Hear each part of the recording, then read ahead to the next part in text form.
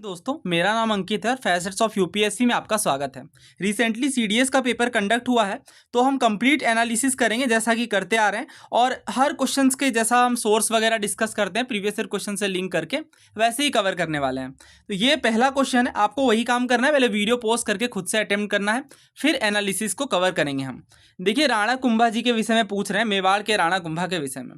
पहला इन्होंने कहा है कि जयदेव की जो गीत गोविंद बुक है, इनके ऊपर इन्होंने कमेंट्री लिखी। दूसरा कहा जा रहा है 4 ड्रामाज लिखे गए जिसमें इन्होंने 4 प्रोविंशियल लैंग्वेज का यूज किया। तीसरा कहा जा रहा है इन्होंने कीर्ति स्तंभ को इरेक्ट किया चित्तौड़ में, जो इनकी गुजरात विक्ट्री को दिखाता है।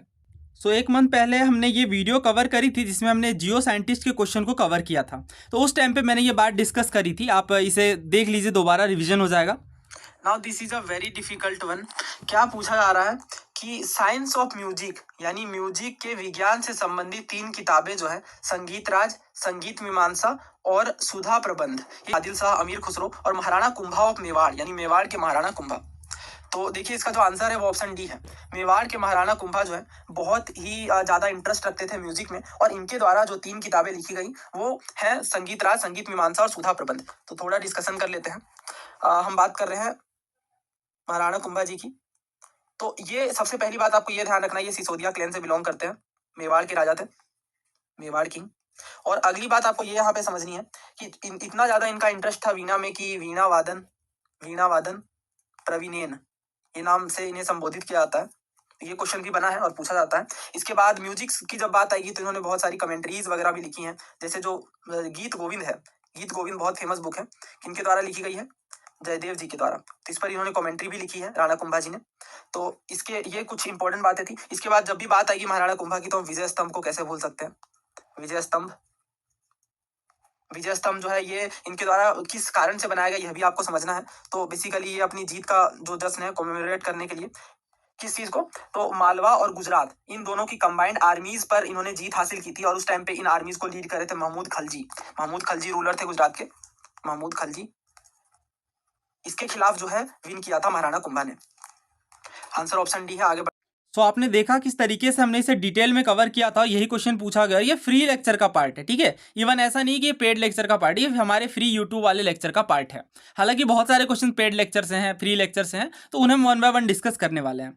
तो ये तो बिल्कुल सही है, अभी तो मैंने आपको ये समझाया। इसके बाद आप देखोगे कीर्ति स्तंभ कह दिया गया है, यहाँ कीर्ति स्तंभ नहीं विजय स्तंभ की बात हमने पढ़ी ना, तो ये गलत है। विजय मतलब जीत होता है ना, जीत के लिए कॉमेमोरेट किया जा रहा है, इसलिए विजय स्तंभ। तो थर्ड गलत हो जाता है। थर्ड को आप एलिमिनेट करोगे, केवल आपका आंसर निकल करके आ जाएगा ऑप्शन सी, केवल एलिमिनेशन से, ठीक है। अब देखो क्या डिफरेंस है। कीर्ति जो स्तंभ है ना, ये इसी फोर्ट के अंदर है, बट ये विजय स्तंभ से ज्यादा पुराना है, राइट। और ये आप देख सकते हो, ये कीर्ति स्तंभ है और ये विजय स्तंभ है। विजय स्तंभ क्यों बनवाया गया? राणा कुंभा मेवाड़ के द्वारा। इनके रीजन हमने समझा गुजरात विक्ट्री के बाद, राइट। तो ये देखिए, कीर्ति स्तंभ जैन मर्चेंट जीजा भागेरवाला जी के द्वारा, जब ये रवल कुमार सिंह जी के राइन में थे तब ये बनवाया गया था। ये काफी पुराना टाइम पीरियड है, 12th सेंचुरी के आसपास का। जब आप अगर आप विजय स्तंभ को देखो तो ये राजपूत किंग राणा कुंभा जी के द्वारा 1448 में बनवाया गया था, ताकि अपनी जीत को एक तरीके से जीत के जश्न को सेलिब्रेट कर सकें। तो जब मैं कहता हूँ प्रीवियस ईयर को करना है क्वेश्चंस को, तो किस वे में करना है ये एक्चुअली मैं दिखा रहा हूँ। ये नहीं कि बस पेपर ओपन कर लिया जैसे कि बहुत सारे लोग कर रहे हैं। मैं उनकी हार्डवर्क की रिस्पेक्ट करता हूँ, बट आप समझो कि आपके लिए बेनिफिशियल क्या रहेगा कि साथ में ही उन क्वेश्चंस को सॉल्व कर लिया जाए। ये नहीं कि ये थीम प्रिपेयर कर लीजिए, ये थीम प्रिपेयर कर लीजिए। प्रिपेयर कर तो लें, बट किस वे में करें, राइट। आई होप आप समझ पा रहे हैं, बिल्कुल जेन्युइन बात मैं बता रहा हूँ। आप अगर इन चीज़ों को फॉलो करेंगे तो डेफिनेटली आपको बेनिफिट दिखेगा ही। जैसे ये सवाल देखिए, इसमें इन्होंने पूछा, ये भी सीडीएस का क्वेश्चन, ऑब्वियसली हम सीडीएस के क्वेश्चंस की बात कर रहे हैं। मन कोतूहल या मान कोतूहल जो भी है, ये म्यूजिक की एक बुक है, और ये किनके अंडर में प्रिपेयर की गई? राजा मान सिंह के अंडर में, तानसेन में, मीराबाई या अमीर खुसरो? तो ये जरा देखना, लास्ट ईयर हमने सीएपीएफ की एनालिसिस करी थी, पेपर वाले दिन ही, जिस दिन पेपर हुआ था उसी के इवनिंग में। अब इसमें इन्होंने पूछा था कि ध्रुपद फॉर्म ऑफ म्यूजिक का इंट्रोड्यूस किन्होंने करा और पॉपुलराइज किन्होंने करा। तो उस टाइम पे मैंने आपको बताया था कि एनसीईआरटी में है बट डेप्थ में नहीं है चीजें, तो हमने एनआईओएस की बुक को रेफर किया था। तो यहां अगर आप ध्यान से देखो तो इन्होंने बताया है कि राजा मान सिंह तोमर जो कि ग्वालियर के थे, ना केवल ये म्यूजिक के रॉयल पैट्रोन थे, यानी म्यूजिक को सपोर्ट प्रदान करते थे, बल्कि ये स्वयं भी एक म्यूजिशियन थे, यानी इनका भी संगीत में काफी अहम योगदान था। इसके बाद अगर आप बात करो ध्रुपद फॉर्म ऑफ सिंगिंग की, ध्रुपद क्या है? एक गायन की शैली है, ठीक है। तो इनको भी पॉपुलराइज करने का श्रेय इन्हें जाता है। यह खुद ही ध्रुपद संगीत में माहिर थे। कौन? राजा मान सिंह तोमर। ओके, अब अगर आप देखो बहुत सारे ध्रुपद कॉम्पोजिशन इन्होंने क्रिएट किए हैं, बहुत सारे राग को भी क्रिएट किया है, जिनमें गुर्जरी तोड़ी है, माल गुर्जरी है, मंगल गुर्जरी है। इसके बाद इन्होंने एक बुक भी कंपाइल करी है, नाम है मन कौतूहल, और ये म्यूजिशियंस की हेल्प से, जो भी उनके दरबार में म्यूजिशियंस थे, उनकी मदद से इस बुक को कंपाइल किया गया है। यानी ये किनके एजिस में है, किनके नेतृत्व में है? ऑब्वियस सी बात है, महाराजा मान सिंह तोमर। तो मेरा बस यही कहना है, जब मैंने इस एनालिसिस को करा था, अभी भी वीडियो पड़ी हुई है, आप चेक कर सकते हो प्लेलिस्ट से, तो उस टाइम पे मैंने आपको बताया था कि इस पे भी क्वेश्चन बन सकता है डेफिनेटली, क्योंकि बुक्स तो है ही फोकस एरिया यूपीएससी का। लिटरेचर वाली वीडियो में हमने देखा है, राइट। तो आंसर क्या होगा इसका? अब तो सब कुछ क्लियर है बिल्कुल। तो ये भी अगेन टफ क्वेश्चन है, राइट, क्योंकि आप एनसीईआरटीज में ही नहीं मिलेगा। तो शिफ्ट ट्रेंड करे, फोकस शिफ्ट करे, जो भी हो, ठीक है। मगर आप समझ पा रहे होंगे कि प्रीवियस ईयर क्वेश्चन से हम कुछ हद तक टफ क्वेश्चंस को भी टैकल कर सकते हैं। आई एम नॉट सेइंग कि 100% होंगे, बट यहाँ से आपको लर्निंग ये लेनी है। 100% तो वैसे भी कुछ नहीं होता, बट एटलीस्ट अगर आप प्रीवियस ईयर क्वेश्चन को सही वे में एनालाइज करते हैं तो डेफिनेटली आपको एज मिलती है।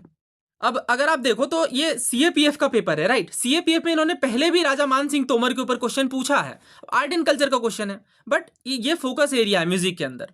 तो इन्होंने पूछा है कि राजा मान सिंह तोमर और गुजरात के बहादुर शाह, इन दोनों के दरबार में किस म्यूजिशियन ने सर्व किया? बेजू बावरा, तानसेन, लाल कलावंत और रंग खान कलावंत। देखिए इसका आंसर है बेजू बावरा, ठीक है। सोर्सेज तो है ही इसके भी, एनओएस वाली बुक में, एनसीईआरटी वगैरह में। ये ध्रुपद म्यूजिशियन थे जैसा कि मैंने बताया, और राजा मान सिंह तोमर ग्वालियर के और बहादुर शाह गुजरात के, इनके भी दरबार में इन्होंने एज अ म्यूजिशियन वर्क किया। नाउ इस क्वेश्चन को देखिए, ये बेसिकली चोला किंग्स के बारे में इन्होंने पूछा है। Which who among the following Chola kings encourage the Shailendra ruler of Sri Vijaya to build a Buddhist vihara in Negapattinam. तो चोला किंग्स के ऊपर क्वेश्चन एक्सपेक्टेड था, एक्सपेक्टेड इन द वे कि अगर आप देखो तो इन्होंने क्वेश्चंस पूछा था रिसेंटली सीबीआई में, और कुछ इसी तरीके का सवाल था जिसमें पूछा गया था कि किस चोला किंग ने मालदीव पर कब्जा किया। मालदीव चर्चा में था, आपने जरूर सुना होगा। तो इस कारण से इन्होंने इस तरीके से क्वेश्चन पूछा। इसके बाद आप देखो तो और भी रीजंस हैं चोला के ऊपर क्वेश्चन पूछे जाने के। जो सेंगोल है ना, सेंगोल जो हमारे न्यू पार्लियामेंट से एसोसिएटेड था, इस कारण से भी काफी चर्चा में था। तो लास्ट ईयर भी इस कारण से सीडीएस में क्वेश्चन था। इसके अलावा एनडीए में डायरेक्टली सेंगोल के ऊपर क्वेश्चन पूछा गया।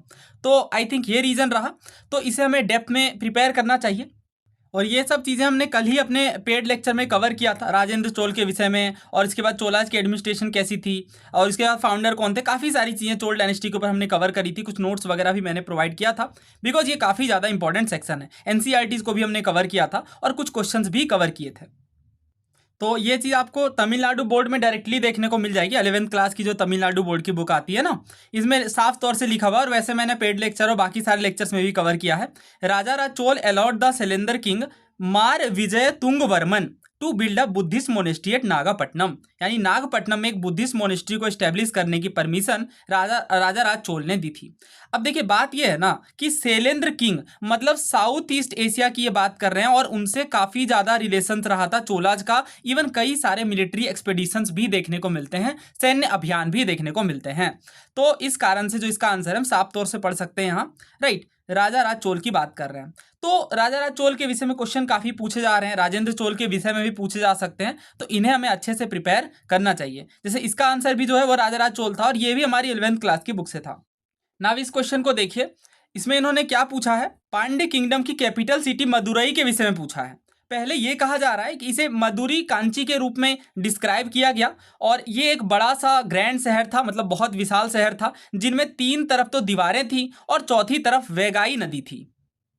दूसरा कह रहे हैं अर्थशास्त्र में फाइन कॉटन टेक्सटाइल के सेंटर के रूप में, यानी बहुत ही बेहतरीन कॉटन टेक्सटाइल्स के रूप में इसे सेंटर माना गया है। तीसरा कह रहे हैं बाकी लिटरेरी सोर्सेज में अगर आप देखो तो ये एक मेजर क्राफ्ट सेंटर था। तो ये जो क्वेश्चन है ना, ये आपकी एनसीईआरटी में डायरेक्टली नहीं है, ये उपिंदर मैम वाली बुक में देखने को मिलेगी लाइन बाय लाइन। इन्होंने बताया है कि मदुरई जो है ये कैपिटल सिटी था पांड्य किंगडम का, और मदुरई के विषय में यह भी बताया गया कि मदुरई कांची के रूप में कहा जा रहा है, जो कि पट्टू पट्टू का पार्ट था। वैसे पट्टू पट्टू हमने डिस्कस किया, आपको ध्यान है क्या? तो इसके बाद अगर आप देखो, ये एक लार्ज ग्रैंड सिटी है जिनमें 3 तरफ दीवारें हैं, चौथी तरफ वेगाई नदी है। इसके बाद मंदिरों का और महलों का, बड़े घरों का, मार्केट का, हर चीज़ का जिक्र है। लिटरेरी सोर्सेज में मदुरई को मेजर सेंटर ऑफ क्राफ्ट के रूप में बताया है। क्राफ्ट समझते हैं ना, जो हाथ से चीज़ें बनाई जाती थी पहले। इसी तरीके से अर्थशास्त्र में देखो तो इन्होंने बताया मदुरई फाइन कॉटन टेक्सटाइल का सेंटर था। तो आप कह सकते हो बिल्कुल तीनों लाइंस जो है यहाँ पे आपको देखने को मिलेंगी।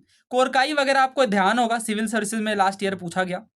इसी तरीके से आप देखो तो कोरकाई और मुचीरी, इन सब के ऊपर क्वेश्चन था। तो ये टॉपिक अपने आप में इंपॉर्टेंट है, इस वजह से हमने इन चीज़ों को अपने पेड लेक्चर्स में शामिल किया है, क्योंकि एग्जैक्ट जो कोर एरियाज है ना, वो आइडेंटिफाई अगर आप कर लो तो काम आसान हो जाता है। तो मतलब एग्जैक्टली ठीक है, स्टेटमेंट्स हैं यहाँ पे, आंसर क्या होगा? अच्छा, वैसे आप इसे सोच भी सकते थे कि मदुरई तो कांची हमें पता है, हालांकि कांची मदुरई अलग अलग शहर है, बट मे बी एसोसिएटेड रहे हों अगेन, बट गेसिंग करना थोड़ा मुश्किल हो जाता है ऐसे क्वेश्चन में। बट स्टिल जब आप बहुत सारे प्रीवियस ईयर क्वेश्चन को टॉपिक वाइज सॉल्व कर लेंगे तो थोड़ा कॉन्फिडेंस इन चीज़ों को लेकर के आ जाता है। इसके बाद इस क्वेश्चन को देखिए, सवाई जय सिंह के एस्ट्रोनॉमिकल वर्क के बारे में पूछा जा रहा है। पहले कहा जा रहा है कि इन्होंने एक्यूरेसी को सीखा, यूरोपियन ऑब्जर्वेशन की, और डे ला हायर के टेबल का इस्तेमाल किया, डे हायर के टेबल को एक तरीके से ऑब्टेन किया, और इससे इन्होंने रिफ्रैक्शन टेबल को रिप्रोड्यूस किया।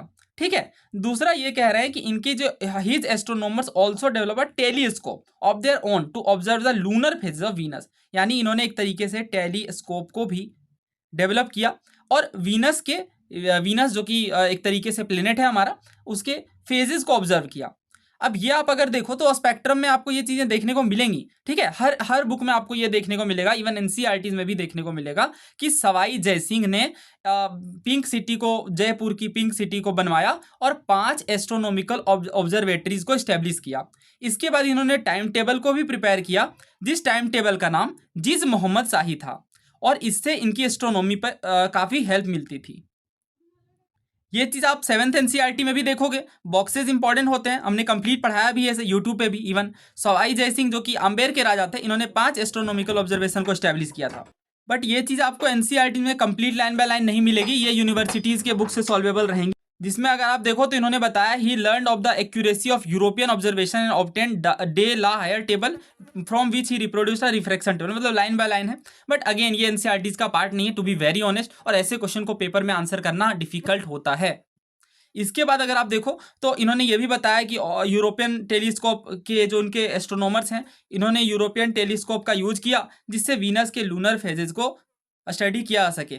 जिस मोहम्मद शाही के विषय में तो मैंने आपको समझा ही दिया, ये एक तरीके का टाइम टेबल था। तो इसका आंसर क्या होगा? ऑब्वियस सी बात है, हमने देखी दोनों बातें यहाँ पे बिल्कुल सही है, ऑप्शन सी यहाँ पे करेक्ट है। नाउ आगे देखिए, who among the following was not a court poet of the Krishnadeva Raya. तो जो महाराजा कृष्णदेव राय जी हैं, हमें पता है ये विजयनगर एम्पायर के तुलुआ वंश से अपना संबंध रखते हैं, और इनमें पूछा जा रहा है कि कौन कोर्ट पोएट नहीं थे इनके, तिम्माना, धुरजती, मल्लाना या सिद्धेश्वर। बहुत टफ क्वेश्चन है, बट अगेन ये भी हमारे थीम फोकस एरिया में था। इसका रीजन मैं बताता हूँ क्यों। देखिए, सीडीएस में 2022 में क्वेश्चन पूछा गया था कि कृष्णदेव राय ने तेलुगु में कौन सी स्टेट क्राफ्ट को लिखा। स्टेट क्राफ्ट का मतलब होता है राजपाट चलाने के लिए जो बातें अनिवार्य होती हैं, ठीक है, उन्हें स्टेट क्राफ्ट कहते हैं। ऑप्शन थे हमारे पास अमुक्त मालदे, जामवती कल्याणम, रवा चकमू या सत्यवधु परिणय। देखिए, इसका आंसर तो अमुक्त मालदे है। अमुक्त मालदे तेलुगु में लिखा गया है और जामवती कल्याणम संस्कृत में लिखा गया है। दोनों ही पुस्तकें कृष्णदेव राय जी के द्वारा लिखी गई हैं, बट तेलुगु में चूंकि पूछी गई हैं, ठीक है, और स्टेट क्राफ्ट में, तो खास तौर से आंसर इसका अमुक्त मालदे है। और ये चीज डायरेक्ट एनसीईआरटी में है, थीम्स एनसीईआरटी में, हमने इसे लाइन बाय लाइन पढ़ा भी है। बट ये क्वेश्चन कुछ अलग है। देखिए, जो अकबर हैं, इनके दरबार में नवरत्न थे। नवरत्न कौन थे? तो 9 लर्नेड पर्सन थे जो कि राज दरबार की शोभा थे। इसी तरीके से हमने गुप्त वंश की चर्चा करी थी। उस टाइम पे मैंने आपको चंद्रगुप्त सेकंड के बारे में बताया था। चंद्रगुप्त सेकंड, जिन्हें विक्रमादित्य कहते हैं, इनके भी दरबार में नवरत्न थे। नो डाउट वो भी काफी लर्नेड पर्सन थे, कुछ साइंटिस्ट थे, कुछ और भी बड़े ओहदे से थे, साइंस से अपना संबंध रखते थे, कुछ लिटरेचर से अपना संबंध रखते थे। इसी तरीके से राजा कृष्णदेव राय जी के दरबार में भी अष्ट दिग्गज थे। दिग्गज का मतलब लीजेंड होता है। तो 8 लीजेंड्स थे, और ये इनके नाम पे थोड़ी क्लैरिटी नहीं है, स्टिल हमें काफ़ी चीज़ें पता चलती हैं। और इनमें खास तौर से मैंने आपको अल्लासनी पेदाना के विषय में बताया था, क्योंकि इस पे क्वेश्चन बना है। ये इनके एक बिल्कुल खास पोएट थे। किनके? कृष्णदेव राय के। और अलासनी पैदाना ने जो सबसे फेमस बुक लिखी उनका नाम है मनुचरितम। ये बिल्कुल याद कर लीजिए, अच्छे से समझ लीजिए, इस पे क्वेश्चन बनेगा, पहले भी पूछा गया बट आगे भी पूछा जाएगा। खैर इनके नाम अगर आप देखो तो पेदाना है, थिम्माना है, मल्लाना है, क्योंकि ऑप्शन में भी यही दिए गए हैं, राइट। अलासनी पेदाना है, नंदी थिमाना है, उसके बाद मदयागिरी मल्लाना है, उसके बाद धुरजती हैं, इसके बाद अल्लैया राजू हैं, पिंगली सुराना है, उसके बाद रामराज भूषणुडू हैं, तेनाली रामकृष्णा, इनके विषय में तो सबको पता है, ठीक है। I don't know whether I pronounce it right और नॉट, बट मैं जो समझाना चाह रहा हूँ वो ये कि इस तरीके के क्वेश्चन अब बन रहे हैं, तो आप खास तौर से वैसे जो अकबर के नवरत्न हैं इन पर तो क्वेश्चन भी पूछा गया है सिविल सर्विसेज में। इवन चंद्रगुप्त सेकंड के भी दरबार में जो लोग थे, जैसे अगर आप बात करो अमर सिम्हा की, तो आपको याद होगा वो क्वेश्चन कि अमर सिम्हा जो है वो किस राजा से अपना संबंध रखते थे। इस पे 2-3 सालों पहले सिविल सर्विस में क्वेश्चन आया। तो ये ट्रेंड है और सारी चीज़ें आपस में एसोसिएटेड हैं। यहाँ पे आंसर डिस्कस करना मेरा काम नहीं है, मैं आपको बिल्कुल बता पाऊँ एग्जैक्टली कि प्रिपेयर किस वे में करना है। अदरवाइज प्रिपरेशन के लिए तो काफ़ी सारी चीज़ें हैं। तिमाना, धुरजती, मल्लाना है, आंसर इसका डी होगा, सिद्धेश्वर नहीं है।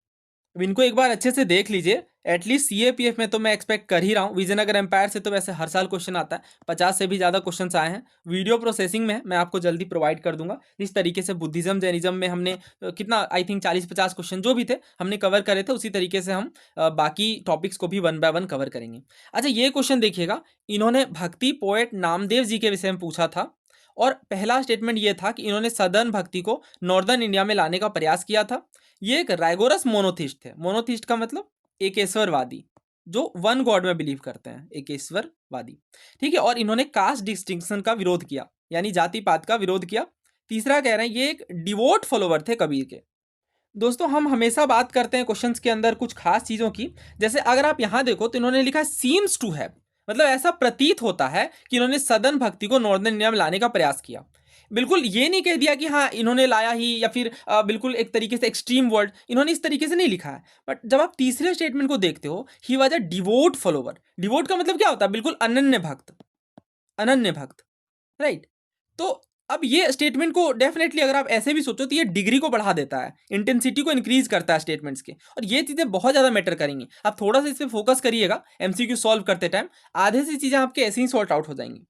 तो ये हमारी फैसेट्स ऑफ यूपीएससी की टेलीग्राम चैनल है। इनमें अगर आप देखो तो मैंने 12 मई 2022 को पोस्ट किया था, फ्रीली ऑब्वियसली है, ये सारी चीज़ें अवेलेबल थी फ्रीली। इसमें मैंने आपको बताया था कि किस तरीके से क्वेश्चन पूछे गए हैं और काफ़ी कुछ भक्ति मूवमेंट के ऊपर कवर किया था। बहुत ही शॉर्ट थी, 2 मिनट लगते हैं आपको इसे पढ़ने में। कबीरदास जी के विषय में जैसे अगर हम देखें तो ये 15th सेंचुरी के थे। जानबूझ करके मैंने सेंचुरी मेंशन करी है क्योंकि ये ट्रेंड रहा है सिविल सर्विसेज के अंदर भी। जैसे अगर आप देखो तो रिसेंटली इन्होंने पूछा था, आई थिंक त्यागराज जी के विषय में था, उसके बाद संगीतज्ञ थे जो कि, और इसी तरीके से इन्होंने एसोसिएट करके पूछा था। इस वजह से मैंने स्पेसिफिकली इनके सेंचुरीज को मैंशन किया था। तो कबीरदास जी 15th सेंचुरी के थे। इसी चीज़ में मैंने नामदेव जी का भी मेंशन किया था, जो कि वर्करी सेक्ट से अपना संबंध रखते हैं, महाराष्ट्र से थे और इनकी प्रोफेशन टेलर थी, और ये 14th सेंचुरी के थे। तो 14th सेंचुरी का पर्सन 15th सेंचुरी का डिवोट कैसे हो, फॉलोवर कैसे हो सकता है, या फिर एक तरीके से आप कह लो हाँ डिवोट फॉलोवर कैसे हो सकते हैं। सारा खेल टाइमलाइन का ये इस स्टेटमेंट को गलत बना देता है, और यही बात मैंने कही, भले आपको पता हो या ना हो, बट 90% केसेस में जब इस तरीके के एक्सट्रीम वर्ड यूज किए जा रहे हैं तो थोड़ा सा कॉन्शियसली आप इनमें मार्क कर सकते हैं। बट अगेन मैं कह रहा हूँ रैंडम मार्किंग नहीं करनी है। ये चीज़ आपको प्रीवियस ईयर सॉल्व करने से कॉन्फिडेंस डेवलप होगा। और जो लोग 120+ स्कोर करते हैं, चाहे आप सिविल सर्विस की बात कर लो या सीडीएस में भी जो बहुत अच्छा स्कोर करते हैं, उनके पीछे की वजह ही यही रहती है, they know how to attempt. Okay, तो ये गलत है। बाकी अगर आप देखो तो ये तो खासियत ही थी भक्ति मूवमेंट की, कास्ट डिस्टिंक्शन का ऑपोजिशन, मोनोथिज्म, ठीक है, कोर फिलोसॉफी थी।